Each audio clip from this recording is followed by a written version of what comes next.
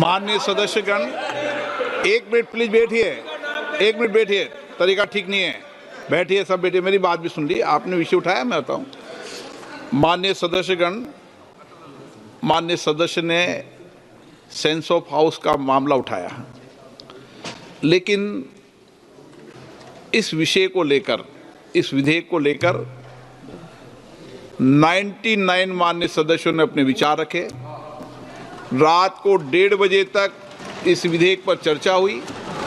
सभी दल के लोगों का, सभी माननीय सदस्यों का विचार आया और मैं खुद रात को 1:30 बजे तक यहाँ पर था और मैंने जो भी माननीय सदस्य इस पर विचार व्यक्त करना चाहते थे, अपना दृष्टिकोण व्यक्त करना चाहते, मैंने सबको मौका दिया, चाहे एक दल का व्यक्ति हो, चाहे किसी भी दल का व्यक्ति हो।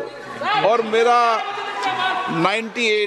मेरा हमेशा प्रयास रहता है कि हर विधेयक पर सदन पर व्यापक चर्चा हो।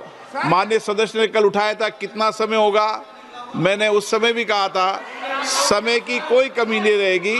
विधेयक पर सबके विचार, दृष्टिकोण, मत आना चाहिए। आपने समय बताया, मैंने समय बढ़ा दिया आपके कहने से।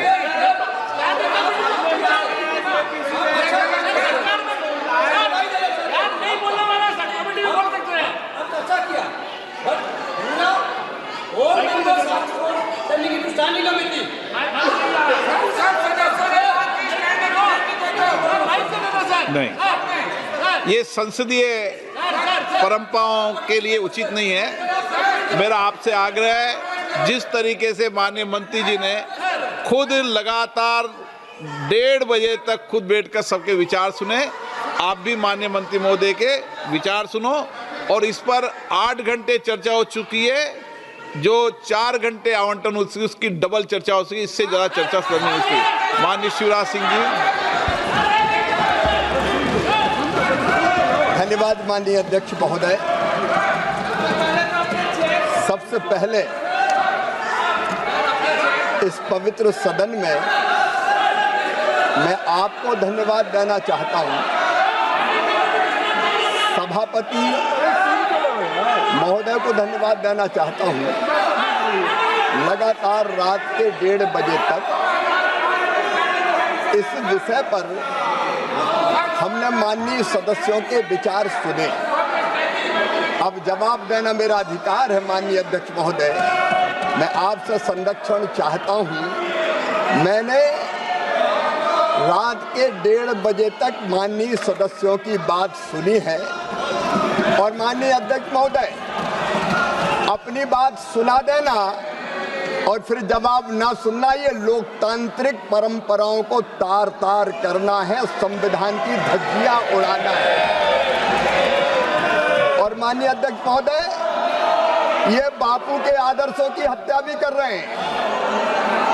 अपनी बात सुना दो और हमारी ना सुनो, ये भी तो हिंसा है माननीय अध्यक्ष महोदय।